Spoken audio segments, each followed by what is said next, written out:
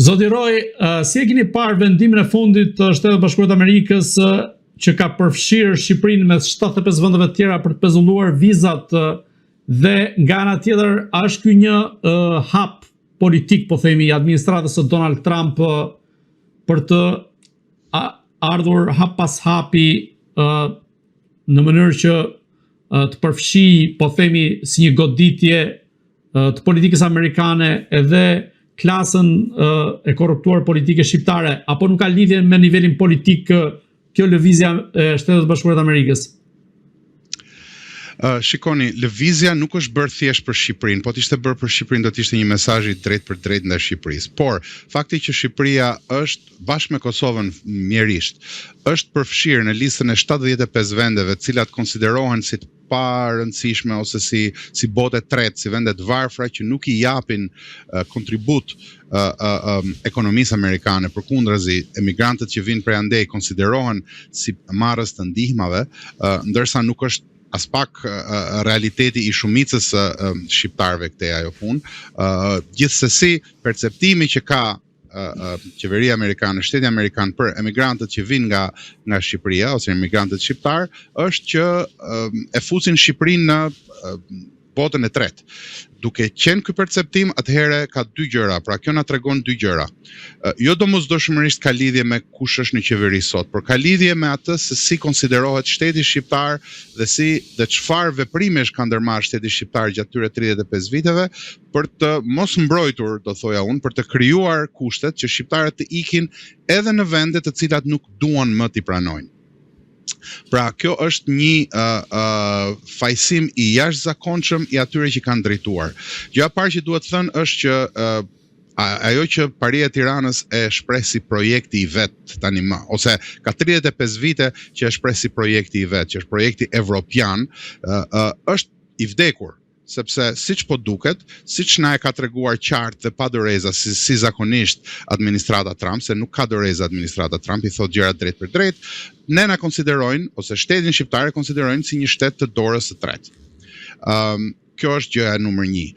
Numri 2 i kësaj është, domethënë, gjëja e dytë që mund të nxjerrim nga ky veprim i shtetit amerikan është që Paria e Tiranës tani më ka humbur legitimitetin dhe nuk ka më mundësinë që të shtiret përpara shqiptarëve. Pra çdo lloj përpëlitje tjetër që mund të bëj Paria e Tiranës do ta nxjerrë në kundërshti, do ta nxjerrë gënjeshtare me vetveten, sepse nëse deri dje na kanë thënë që pa projektin evropian nuk jemi kurkund, sot po del që ndoshta projekti evropian ka qenë thjesht një hedhje hysyve njerëzve për të mbuluar hajninë e tyre.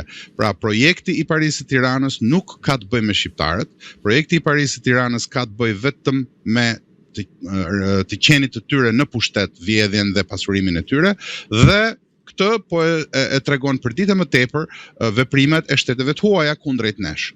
Pse ka ardhur ky hap, është e fundit që do të përgjigjem në këtë, ky hap vjen jo thjesht sepse Shtetet Bashkuara të Amerikës nuk e konsiderojnë Shqipërinë të rëndësishme, por ky hap vjen sepse Shtetet Bashkuara të Amerikës do të ndjekin interesat e veta.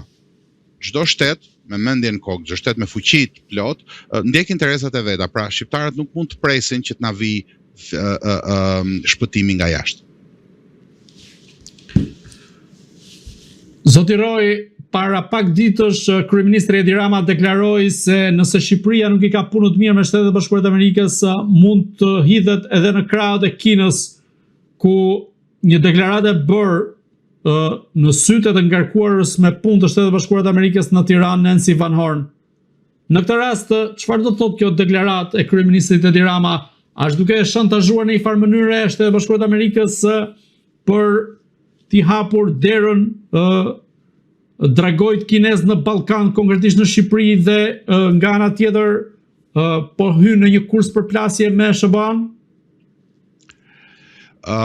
Unë pikëspari do thoja që trajta e Shqipës, shantazhim i Shtetet Bashkuara nga kryetari i Sindikatës Ndërkombëtare të Krimit, kryetari në detyrë i Sindikatës Ndërkombëtare të Krimit në Tiranë, më duket si koncept qesharak. Për shkak se pavarësisht se si e mendon veten kryeministri i Sindikatës Ndërkombëtare të Krimit, ai nuk ka fuqinë as kërkund që të shantazhoj kënd, ndoshta është mësuar me oligarkët, të ashtu quajturit oligark brenda vendit, me të cilët jep e merr, është mësuar ndoshta me atë pseudo opozitën me të cilën shahen ditën dhe puthen natën, por nuk besoj që e ka keq kuptimin deri në atë pikë sa të mendoj se mund të shantazhoj gjë. Por duhet të thënë që në politik çdo lloj simbolike ka vlerë, sepse fjala përbën simbolik. Pra duhen shqyrtuar mirë simbolet e asaj që bën dhe asaj që tha kryeministri i Sindikatës Ndërkombëtare të Krimit në detyrë. Sigurisht që ka rëndësi fakti që e vendosi në siklet zonjën Van Horn, sepse e vuri përbri një akuzuare për korrupsion masiv, e cila me shumë gjas nuk i ka punët mirë me drejtësinë. Sigurisht që simbolika e asaj që ai tha për sa i përket Kinës është një lloj sfide ose një lloj mesazhi sfidues ndaj supremacisë ose ndaj të qenit të Shqipërisë nën vazon mbuluese, nëse mund të themi nën rrezën mbuluese të Shtetet Bashkuara të Amerikës. Mirëpo, me këto janë lojra të brendshme që bën kryeministri i Sindikatës Ndërkombëtare të Krimit për të vendosur një lloj kundërpeshe ndaj trysnive që ai ndjen nga agjenda perëndimore. Pra, kryeministri jon fatkeqësisht i ka shpallur luftë Amerikës me kohë dhe interesave amerikane me kohë.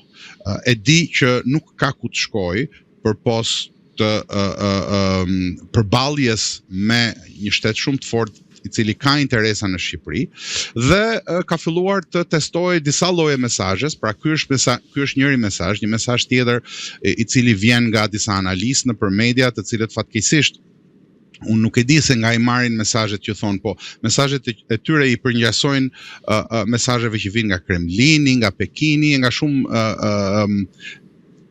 kryeqytetet të tjera. Pra, unë nuk mund të them dot, nuk kam fakte për të thënë që këta janë agent ose agent pa e ditur të njërës apo tjetrës palë, por mesazhet që këta përçojnë duke u pispillosur në për të vët kombëtare, ngjasojnë jashtëzakonisht shumë, kështu që njerëzit duhet ta shohin këtë pikë dhe duhet mendojnë që pse flasin në këtë mënyrë këta.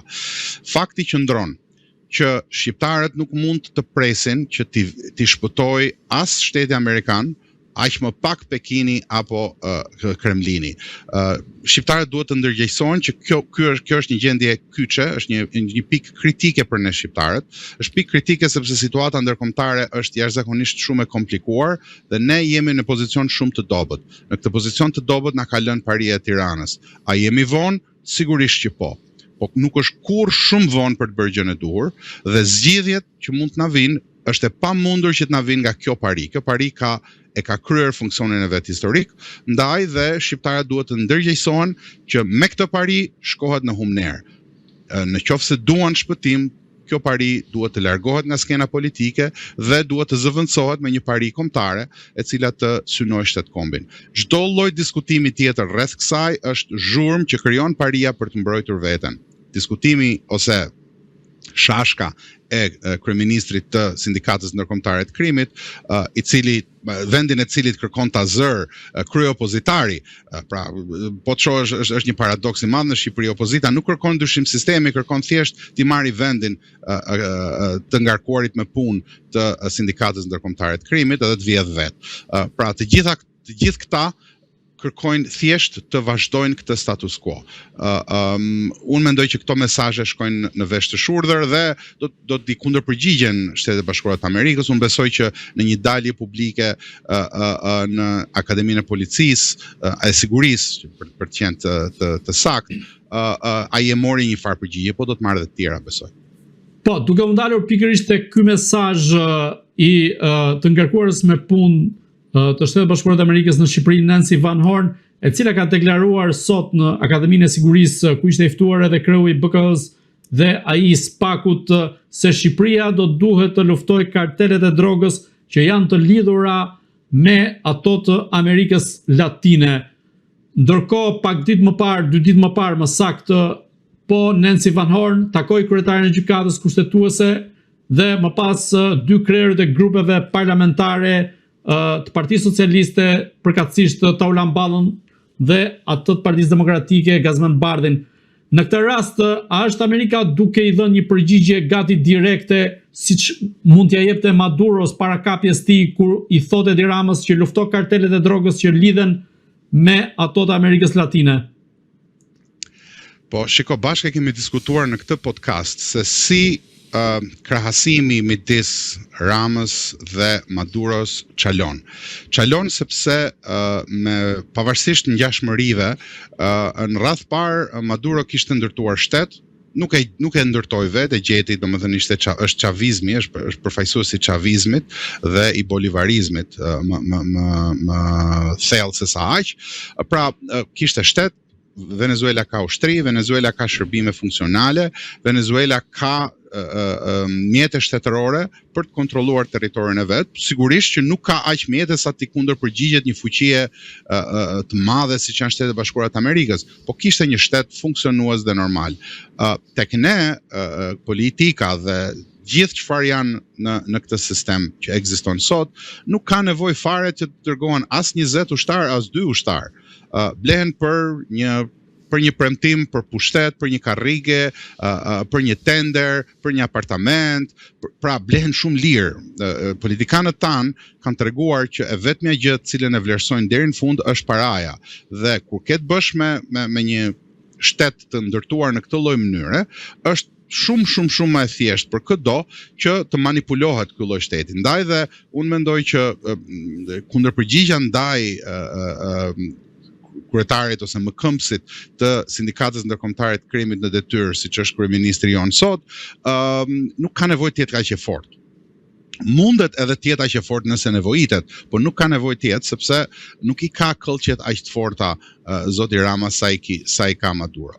Megjithatë, unë nuk dua të jap përshtypjen e gabuar që paria është e dobësuar dhe nuk ka mjete. Paria ka shumë mjete, sepse kontrollon çdo lloj mjeti politik, e ka lënë tokën djerr për çdo lloj lëvizje të re, nuk ka vend për një lëvizje të re, kushdo që del është i kontrolluar disa fish me 10 mijëra fije prej tyre, çfarëdo teatri politik të bëjnë në bulevard janë gjithë njerëz të kontrolluar.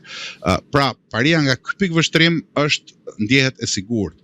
Ana tjetër ama, problemi kryesor që ka paria e Tiranës sot është që nuk ka zgjidhje, që nuk e beson kush, që ka humbur legitimitetin dhe çdo lloj zgjidhje që ata përfaqësojnë nuk gjen mbështetje reale në popull. Sigurisht që dalin njerëzit nëpër mitingje kur detyrohen sepse duan të mbajnë vendin e punës dhe bukën e gojës, por nuk ka më besueshmëri paria e Tiranës tek populli. Kjo është gjëja kryesore që rrezikon qeverinë dhe opozitën më shumë se sa çdo gjë tjetër që merret me mend.